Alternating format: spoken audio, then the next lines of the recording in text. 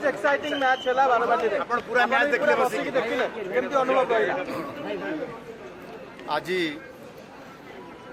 भारत सहित इंग्लैंड रो जो एक दिवसीय अंतरराष्ट्रीय जो क्रिकेट मैच है आमर ऐतिहासिक बारबाटी स्टेडियम रे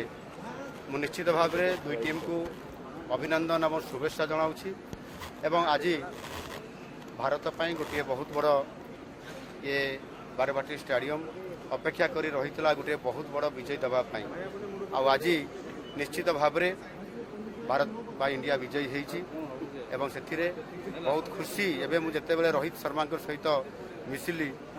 से बहुत खुशी व्यक्त कले ओडिशा को मु बहुत भल पाए बोली कहले बहुत भल राज्य हूँ ओडिशा एवं ये जो टूर्नामेंट है एवं विजय है मुझे कहली ये सेंचुरी आम ओडिशा पाई बहुत बड़ गोटे खुशी आनी देछि आगामी दिन में ये कटक को आहरी सुजोग आनिबार गोटे ये गोटे सुजोग आनी देछि एणु से भारी खुशी व्यक्त हेले मु भी सहित खुशी रे शेयर करली आशा करी निश्चित भाव में एठी आमर ओसीए तरफरु आमर संपादक संजय बेहेरा एवं तांको पूरा टीम एवं आमर राज्यर सरकार प्रशासन पुलिस प्रशासन साधारण प्रशासन समस्त एवं विशेष करके कटकवासी सहयोग रे आमर क्रीड़ा मंत्री आमर सूर्यवंशी सूरज विधायक सदस्य आमर समस्त भाई माने समस्त सहयोग रे बहुत बड़ गोटे सुंदर ये बहुत दिन पर गोटे खुशीर लहर ओडिशा को आसी से समस्ते सांबादिक बंधु माने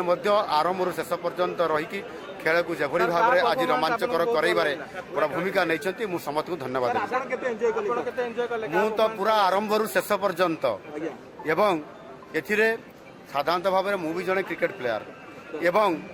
क्रिकेट को बहुत भल पाए एवं ये गोटे क्रिकेट माध्यम लोकों सहित मिसिबा भल पाइबा एवं ताहा सहित सुसंपर्क प्रतिष्ठा करिबा